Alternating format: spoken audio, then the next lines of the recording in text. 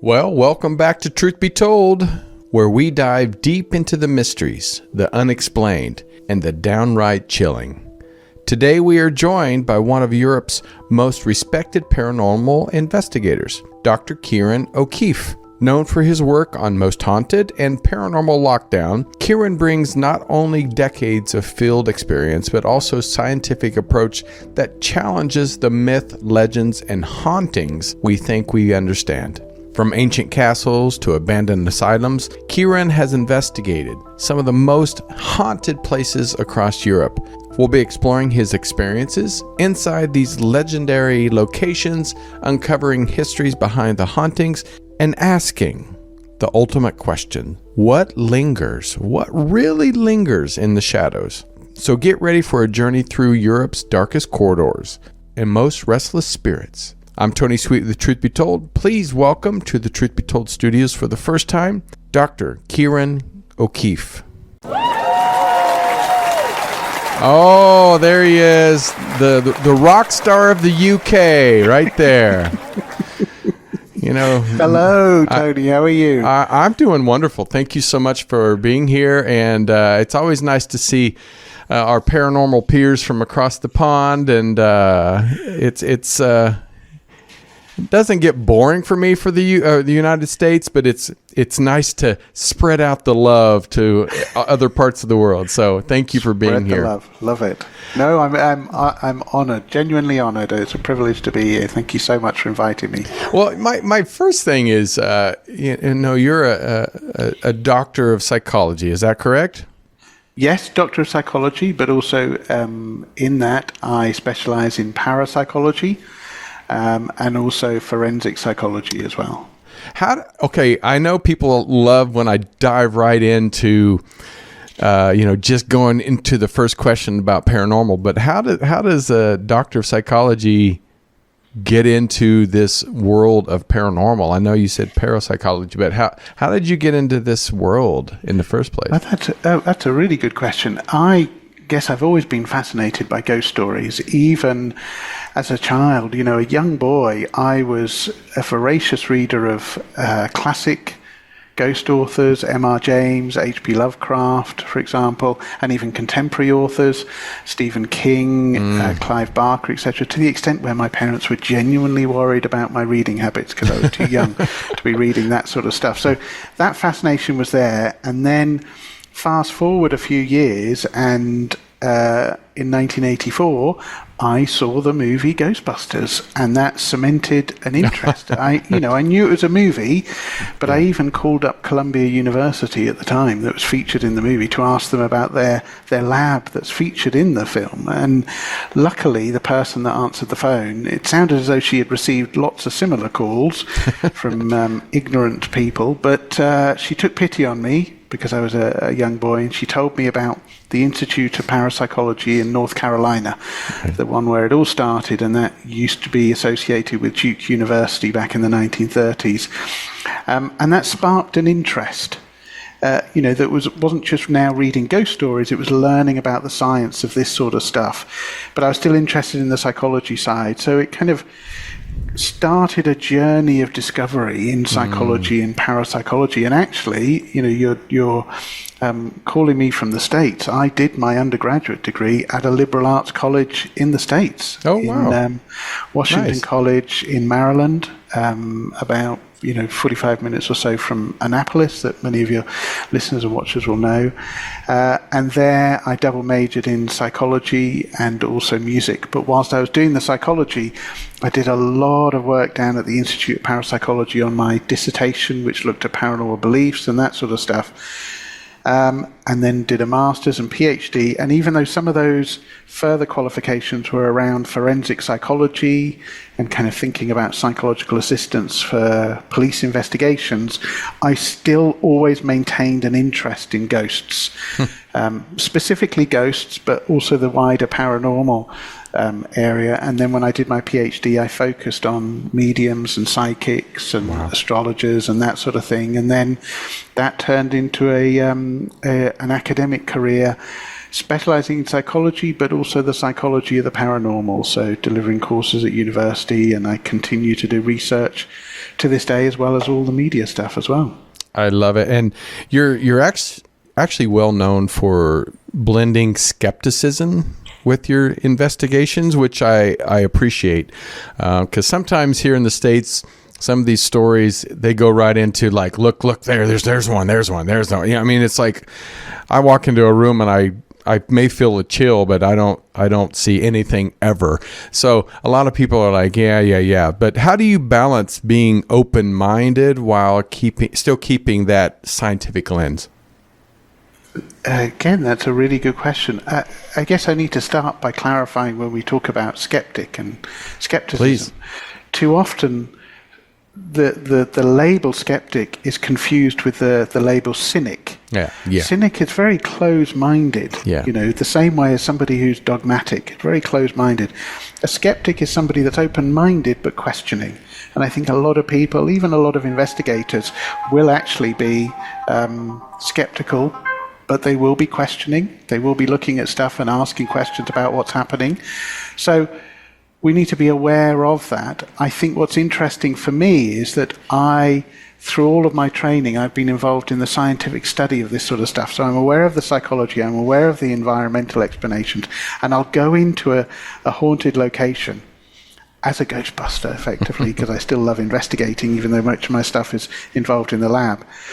And the balance comes from not immediately running away with a paranormal explanation. I think that's key. It's just, if something happens, then it's making sure that it's recorded in some way. And I don't necessarily mean that it has to be on video, but at least there's some record of it happening, a timestamp, a date stamp, even a little description of it, if you don't have access to a camera or a phone to record it. But in doing that, you're also then looking at other possible explanations. So the balance comes from me for investigations.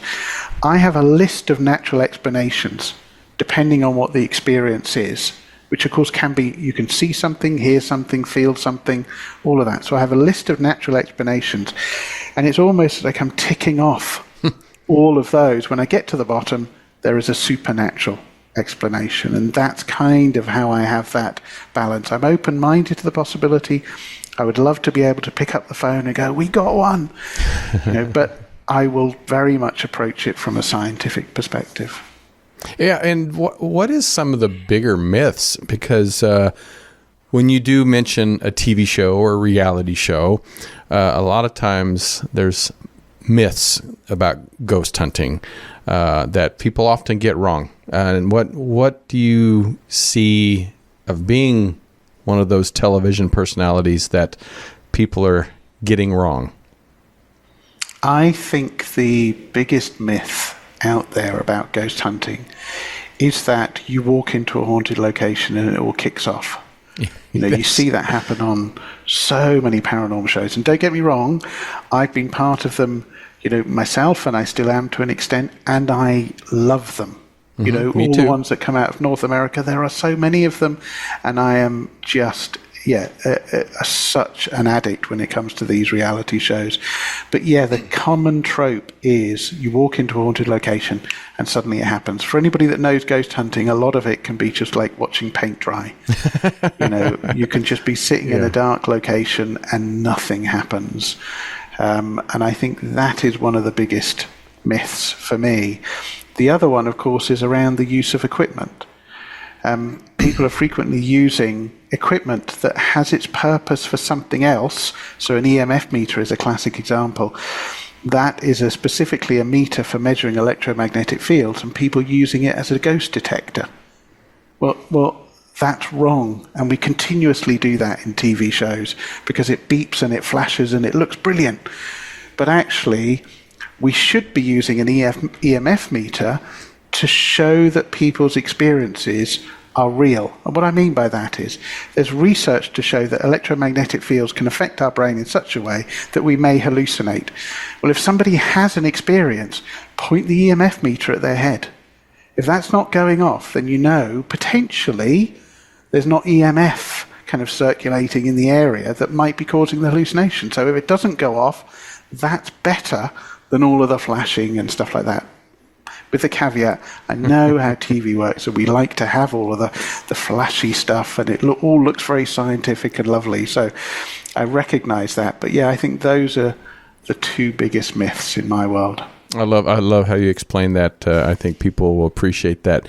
And I know people that watch these shows, or even people that are going into haunted places. And from your opinion, do you think paranormal activity is more of psychological, environmental, or just truly supernatural? I'm going to sound like a politician when I say that it feels as though it's a mix of all of that. And that might surprise some people, because even though I declare myself as a skeptic, people might be thinking from what I'm saying, he says that, but he's a scientist and he's dismissive and he's cynical. Right. But no, I'm genuinely open-minded to the possibility. But is it purely psychological and purely environmental? I think it's a combination of those. But I think in some instances you will have haunted locations where it's a combination of the psychology and the environment, but there are those little, how can I put it, nuggets, those gold nuggets, those experiences that people have where you just go, how on earth can you explain that? Seriously, unless the person who's told you the story is flat out lying, how on earth can you explain it? Yeah. And those are the moments I love. And that's what I mean, there's a combination. So even in those haunted locations where people are having what appear to be genuine experiences, you still cannot separate psychology or the environment from those experiences. They still have to be there, but there still also might be an authentic, genuine paranormal experience happening. There's psychology happening all the time. And if you walk into a haunted location, the very fact that you are in a location means that there is some aspect of the environment that's at work. I think it's funny when people watch a horror film, it seems like their sensitivity to paranormal activity heightens because it puts you on edge. And I wonder if by somebody just saying this house is haunted, it already puts you in a psychological mindset of, okay, watch for things that I probably normally wouldn't watch for if I was just walked into the home without even being told that. So because I've done that where I've walked in and like nothing bothered me, but somebody said, "Oh yeah, when I was here last time, I saw two eyes looking out of this back closet," and you're like, "Oh."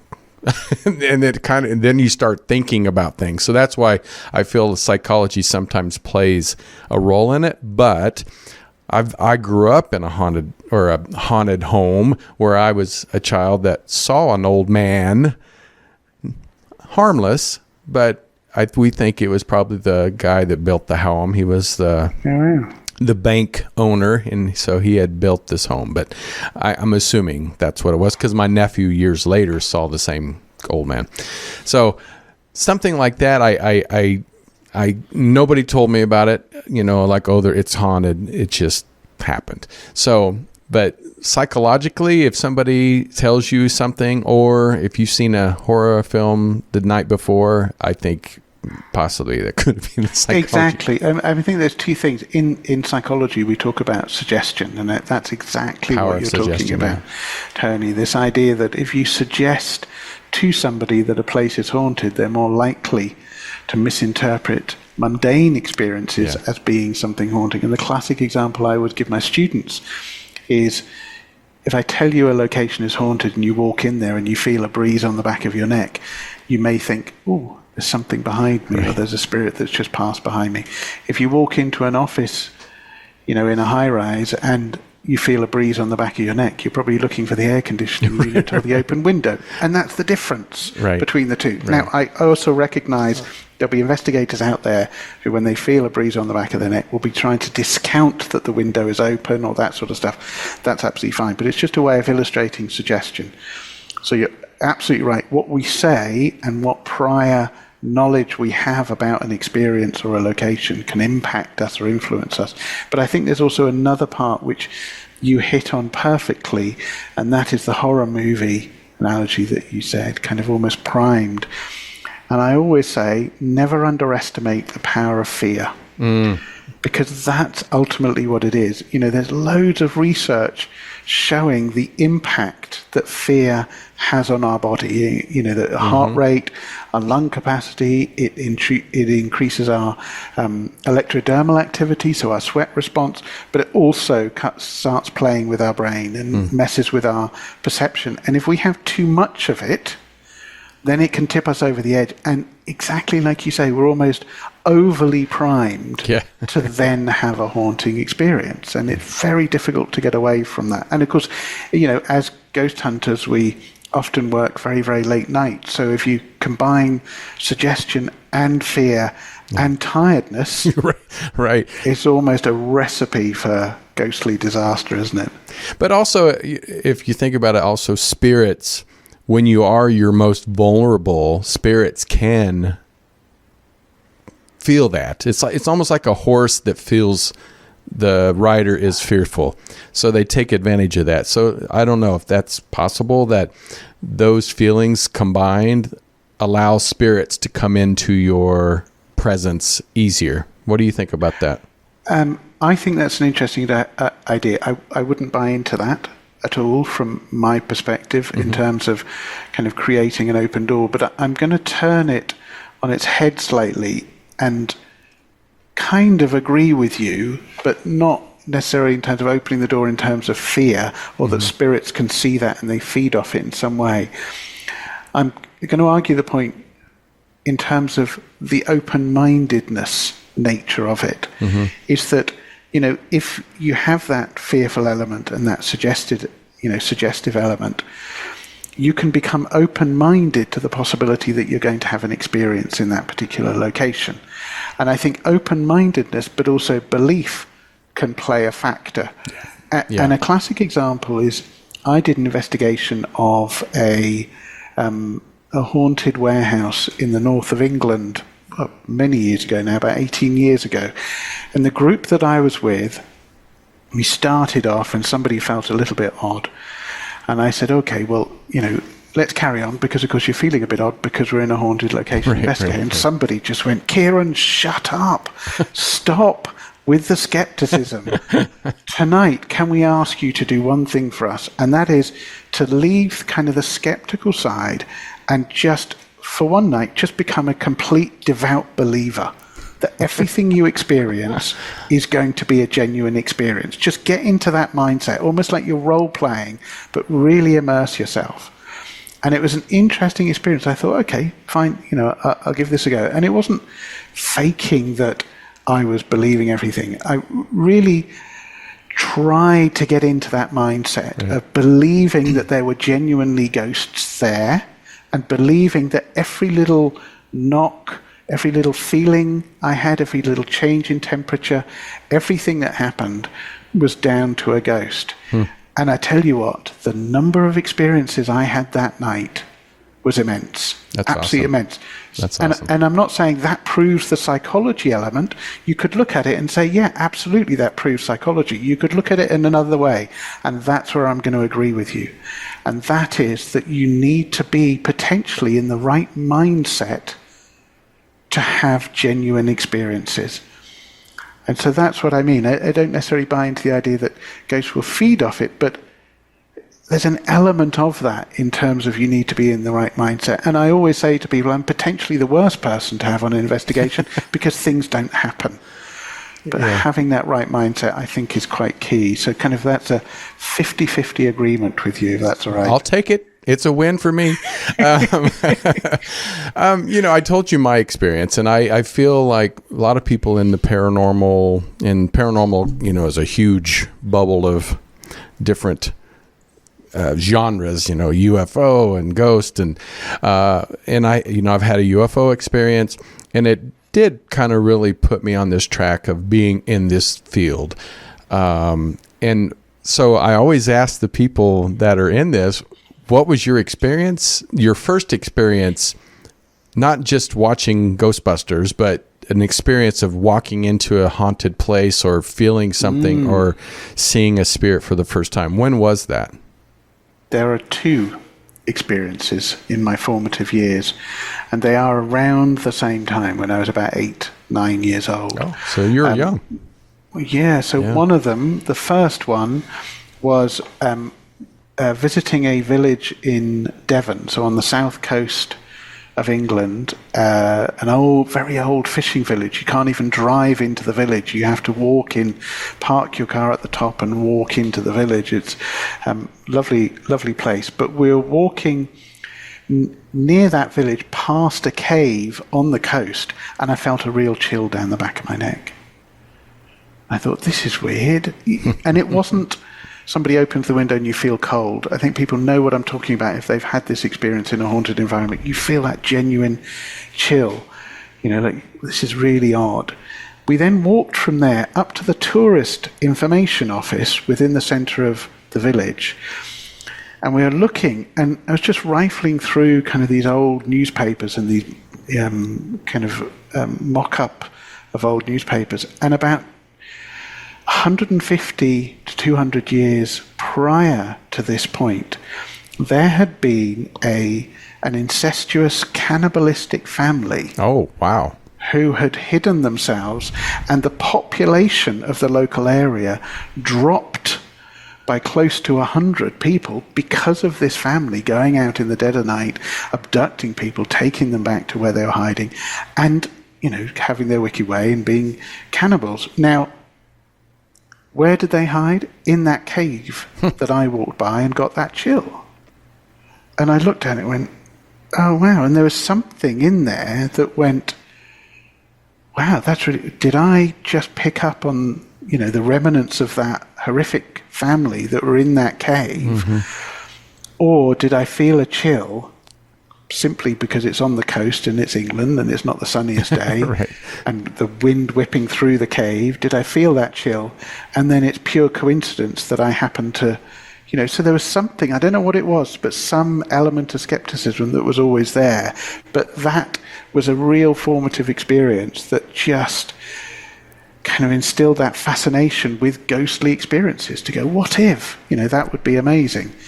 And I mentioned that as the first one. The other one was a year later, and it was a UFO experience. Oh, you like me? Yeah, it was bizarre. It was Christmas Day 1980. We're driving home late that night, so it's Christmas Day morning, about 1-2 o'clock in the morning, from visiting visiting friends over Christmas, and we're driving back along this busy road, and my dad pulls over the car, and everybody else is doing the same, and they're all getting out of their cars and looking up into the sky. And my brother and I are in the back seat, look out as well. We look up to the sky, and we see this big ball of light and all these little balls of light behind it. My dad comes back to the car and he says, boys, here's a notebook.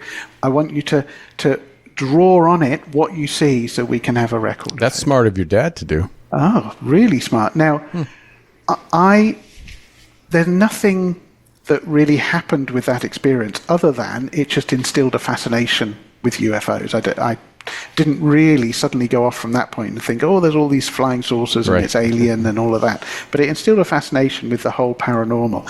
It wasn't until many years later, about 2.5 years ago now, on the show that I'm part of, Uncanny, we were doing an episode of Rendlesham Forest, the Rendlesham UFO case, which is the big UFO case in England. It's our equivalent of your Area 51, basically.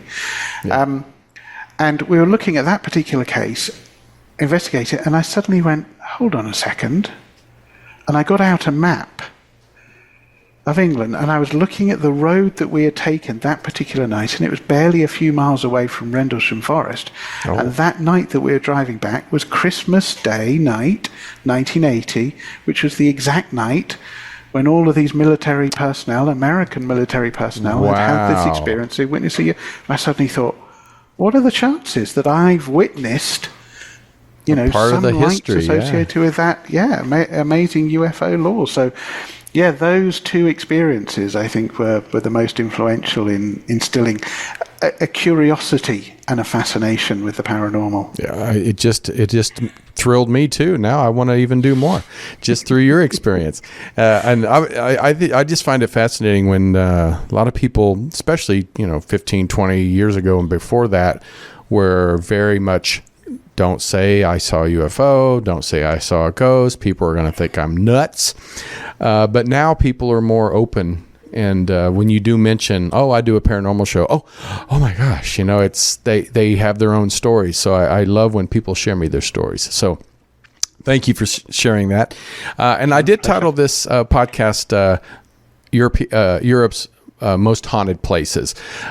So we may change that, but but I do find it fascinating that America, we're 250, almost 50 years old, but Native Americans have been here way longer, but Europe has thousands and thousands of years of history. So there's so much. I couldn't even imagine as a paranormal investigator how you even choose to pick a spot. So what was that when you became this paranormal investigator? Where did you start? What was the first place that you, as a professional paranormal investigator, you decided to go? That's a really good question. You say professional. I'll go back to actually when I was 16. So I wasn't professional in the sense of being a qualified parapsychologist and being known in the media and doing scientific research. But if I go back to that one, and then I can always go forward to being a parapsychologist. When I was 16 years old, I was living in a place called High Wycombe in England, and the village next door to High Wycombe is a place called West Wycombe, where they have the infamous Hellfire Caves. Oh, wow, that's awesome. And I think some people have heard of that, and it's been on a couple of American shows since.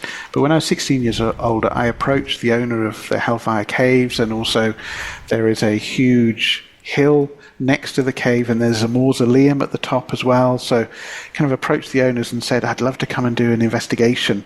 I'm interested in ghosts and that sort of stuff. And they said, how much will it cost us? Which is a complete flip to how it is now. Now they would be charging me to go and do an investigation rather than paying me to do an investigation. There it is. Brilliant place. So beautiful. That is Hellfire Caves. That was the first place really that I investigated, kind of, here's a structured investigation, and I'm actually going to go out and do that. And a location with a fabulous history, goes back hundreds and hundreds of years. Originally it was built, one of the Dashwoods, which is the family that live in West Wycombe Manor that own the caves. Hundreds of years ago, they wanted to create employment for the locals to kind of pay them in much the same way that you hear the story about Winchester Mystery House, that this idea of creating employment. So they would just basically dig these caves, but actually some of the material would come out and be used for the roads locally. But it also gets a reputation for the Hellfire Club, which is said to have conducted a lot of its naughty activities, let's put it that way, in the basement of the Hellfire Caves, and got some lovely ghost stories associated with it. So that was, I think that's really that was 16.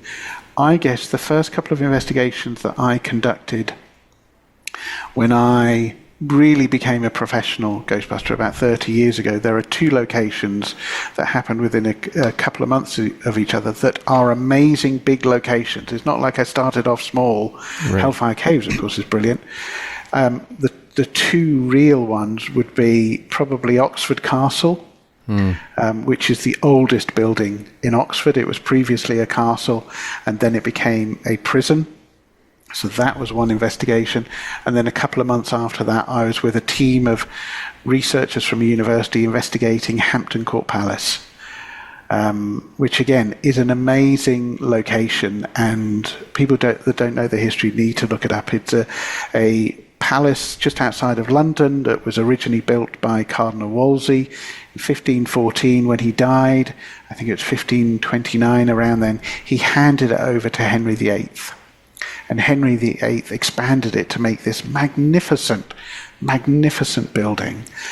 But from that point on, you get an interesting history that has formed the trigger for haunting experiences subsequently, and it's focused around Catherine Howard, Henry VIII's fifth wife, who, when Henry found out that she had committed adultery, or he listened to the rumours that she had committed adultery, he ordered her execution. And the story goes that Catherine Howard was in Hampton Court Palace, and she ran to him in his private chapel begging Henry not to do this and begging his forgiveness. And she was dragged by knights, security basically, kicking and screaming along this corridor, and then put onto a boat and taken to the Tower of London, and that was it, and executed. And since then, people have reported on that particular corridor the sounds of kicking and screaming, kind of, somebody's feet being dragged along, but also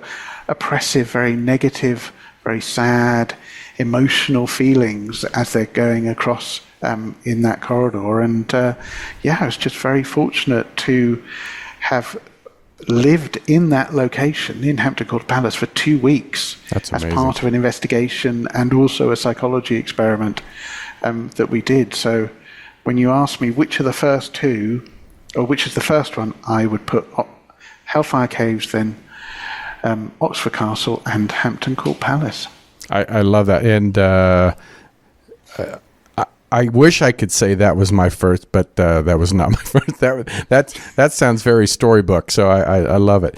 And do you feel that, because I love that you said the one was a castle turned to a prison, which even enhanced it more, but like castles, churches, prisons, asylums, is there one that you feel has more activity than the other, or does it really matter? There's two ways of looking at it. There are definite locations where there is more reported activity than others. And the reason why I point to Hampton Court Palace, and as somebody who feels privileged that I was able to investigate, is because for about 150, 200 years, even though the original Catherine Howard story goes back to the 1500s, we've got documented history of people having haunted experiences from about 150, 200 years ago.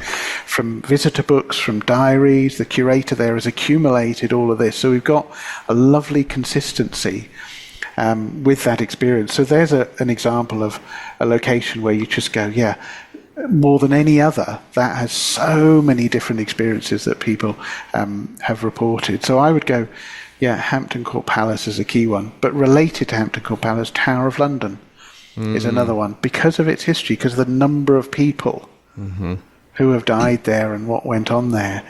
But there's an element of this, and I don't want it to sound arrogant, but kind of you introduce the idea of the history here in Europe. You could almost literally take a pin and put it somewhere in Europe and then know that within a few hours' drive you're going to find a location that A, is beautiful to look at, or is scary to look at because it's kind of the Gothic version, but ultimately a grand haunted location that has a wonderful history. If I ask colleagues, who are ghost hunters, there are a few that are on the kind of bucket list for ghost hunters, and I think one of them will always be the catacombs in Paris. Oh yeah, I want to go there so bad. I haven't. Bizarrely, I lived in Paris for about a year at the Shame university there. I know, it's really bad, and I've just admitted it live. This is just awful that I said that. But there's a location where you think about it, a vast network of kind of underground tunnels and rooms from the late 1700s, effectively created to house dead bodies, because one of the cemeteries in Paris, one of the big cemeteries, a big wall kind of smashed and kind of fell onto some of the graves, and the decision was made very quickly, we need a safer place to house all of these bodies. And then in literally a year, there are about 20 cemeteries within the Paris area where they just shut down. They took all the bodies and they put them under the catacombs, and then that continued through history. So the claim is that there are about 6 million people buried in the catacombs. So if ever there was a logic to where people are buried causing hauntings, that has got to be the most active place.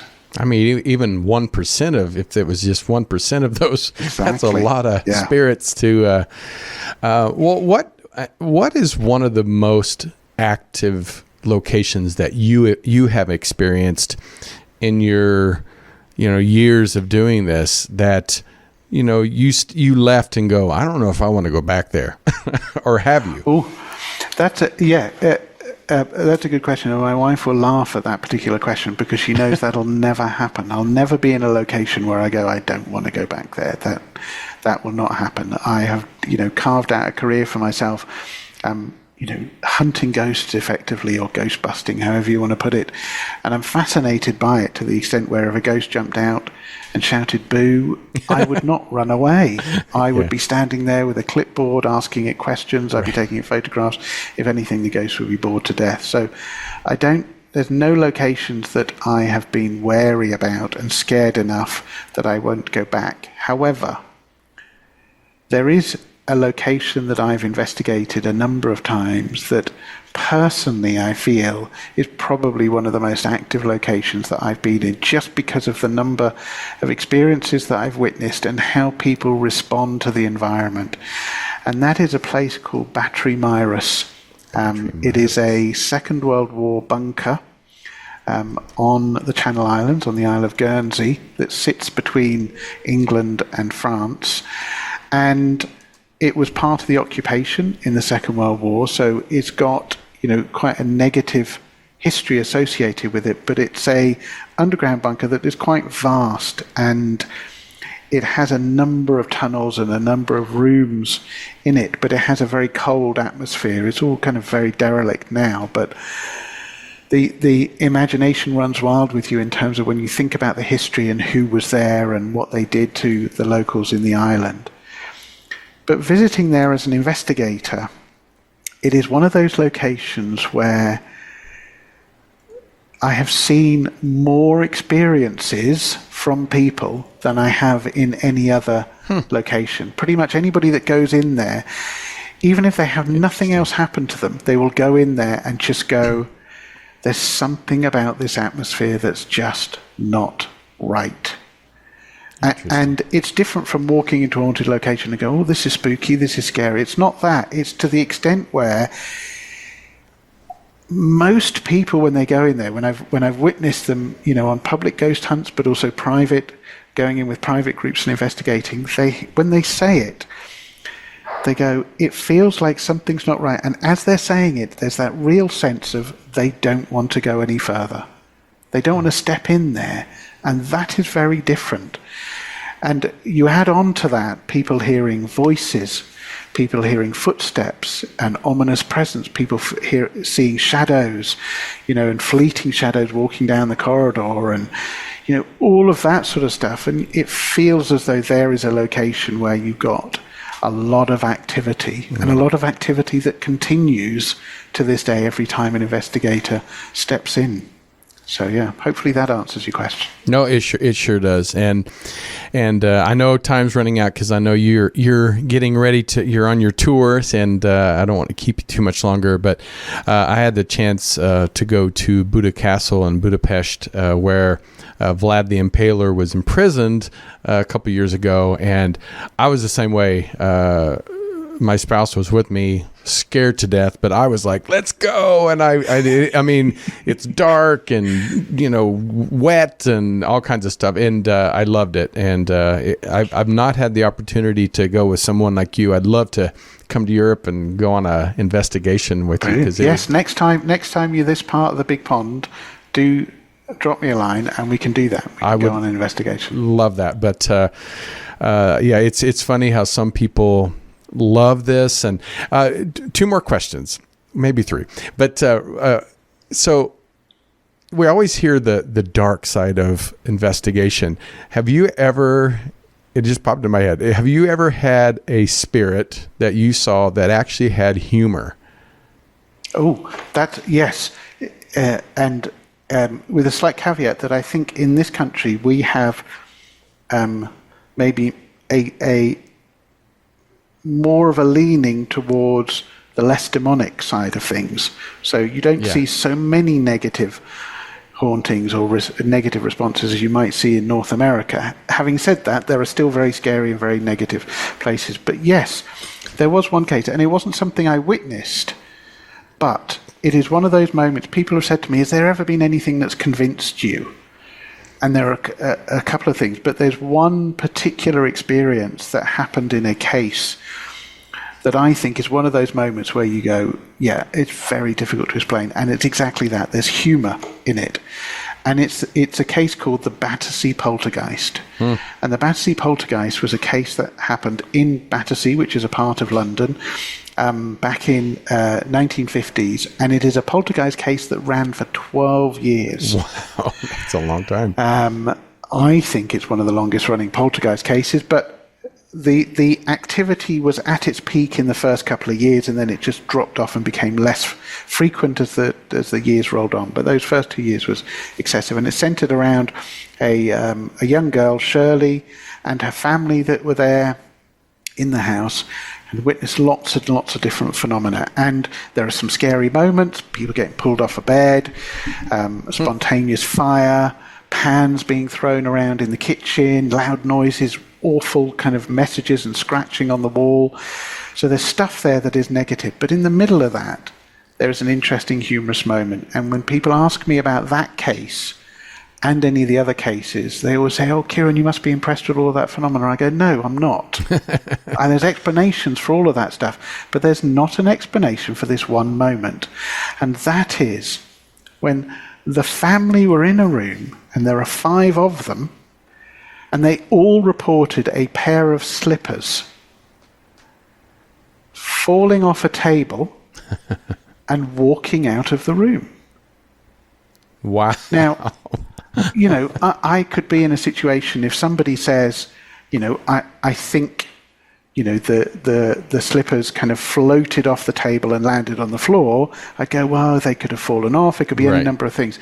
But tell me how 5 people can hallucinate or misinterpret a pair of slippers falling off a table and literally walking out of the room. You can't do that unless all 5 of them colluded to make it up, which is unbelievable myself, because one of them was actually very skeptical about a lot of the phenomena, would not go along with some of the phenomena that was experienced. So all 5 of them reported this very odd moment that for me is just one of the funniest moments in cases that I've heard of, a pair of slippers walking out of a room. But it's scary and funny at the same time, but I'm sure the skeptic was probably not much skeptic after that. So That's true. That's true. So for before we get out of here, what are some of this maybe top 3 haunted locations that either you've heard of or that you've experienced that people that may want to travel to?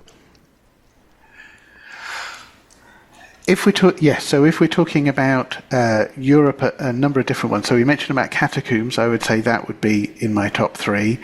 I would say also, if you're going to France to visit the catacombs, go to Château de Brissac, which is in the Loire Valley, often on lists of being one of the top most haunted locations in Europe. And I'm not sure why, other than the fact that there is a repeatable phenomena that happens, and that is that the Green Lady is seen in that particular chateau. And it centers around a murder that happened many centuries ago. There was a couple living there, Charlotte de Breze, and she was having an affair, and the husband killed her and her lover. And Charlotte is said to haunt the corridors of the castle, and she's seen as a green lady. Now, that's the only real phenomena that's associated there, but it's such a repeatable phenomena and consistent phenomena that I think that would be one of the locations that I think people should visit if they're this side of the pond. So that Chateau de Brissac, it's a shame that people can't go and investigate the Tower of London, but you can visit it as a tourist. So I would 100% recommend that people do that. And then the third location, I think, would probably be Castle Leslie, which is a vast manor house on the borders of Ireland and Northern Ireland. And some people might know it if they're huge Beatles fans, but effectively it was the place where Paul McCartney, when he first got married, he took his wife, they had their honeymoon there. It's a lovely, lovely manor. But it is, again, one of those locations that's deceptive. You look at it and it feels quite welcoming and it feels lovely, but actually the phenomena associated with there, and when people stay there, they have quite negative experiences. So I think that would be in my top 3, apart from all of the other ones that I said already, which would be in my top 5. So Hampton Court Palace, I've just given you my top 3, Catacou, Chateau de Brissac, also Castle Leslie and Tower of London. If you do nothing else and you are a ghost fan and you come to London, then do go and visit Hampton Court Palace. It is just an amazing location, especially that haunted history. I love it. Thank you for sharing that. And before we go, tell us about your tour in your podcast, so people that are over here might want to, if they're in the area or going over there, they might want to participate. So tell us about that. Yeah, so I am part of a podcast called Uncanny, and each episode, individuals tell their story, their ghostly story, their haunting story, and it's done in a very respectful way so that the story is presented, we hear their voice, we hear everything that they've experienced, and then myself representing Team Skeptic, I've got my t-shirt there, Team Skeptic, myself representing Team Skeptic kind of does a little bit of scientific analysis of the experience they've had, and then my colleague Evelyn Hollow is leads Team Believer, and she gives her perspective from a believer thing, but all done in a very respectful way. Right. The person has had the experience, there's nothing we can take away from that, and that's what resulted in the success of this podcast that's on the BBC.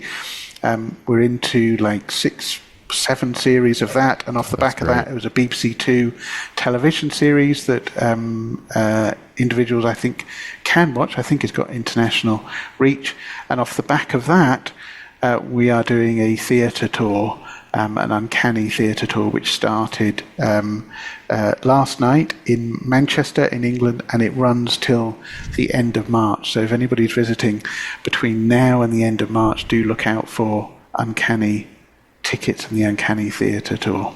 Love it. Well, I wish I was over to see it, but I'm definitely going to subscribe to your podcast. Lastly, something to leave on, because you said Ghostbusters was your inspiration. Of the cast of the Ghostbusters, Egon, Dr. Peter, Ray, and Winston, which one are you? About 10 years ago, I would always say Venkman. 1050, because he was the coolest. Yeah. And so I would always say Venkman. But now I'm in my older years and I do a lot of experimental research at the lab. I even have on my bag my inspiration, which is Spengler. Yep. So there you go. Love it. Well, thank you. And I appreciate you for doing what you do and then taking the time out of your busy schedule to Zoom in from across the pond. So appreciate you for being here. Absolute pleasure. So it's been great chatting with you. Some amazing questions. So yeah, wonderful. And hopefully we can do it again. Oh, don't worry. We will. As long as you say yes. Well, go to your Instagram. I think it's O'Keeffe Ciarán, I think. Yep. And do you have a website people can go to or no? So if you go to any of my social media accounts, and I'm on X, I'm on Facebook as well, you can find a Linktree account. So if anybody knows Linktree, just look up Linktree, look up my full name, Ciarán O'Keeffe. You'll find all of the information about my research and about tours and podcasts and various things. Perfect. Well, thank you so much. Congratulations on everything. And thank you, everybody, for being here on Truth Be Told. We appreciate you for spending time with us. As always, we're here every Friday, and we love to hear from your amazing own experiences, and we hope that you share your stories with us. And please subscribe and follow us and share this show. And thank you for always being here for me for these many years. So until next time, take care of yourself and each other. We'll see you soon.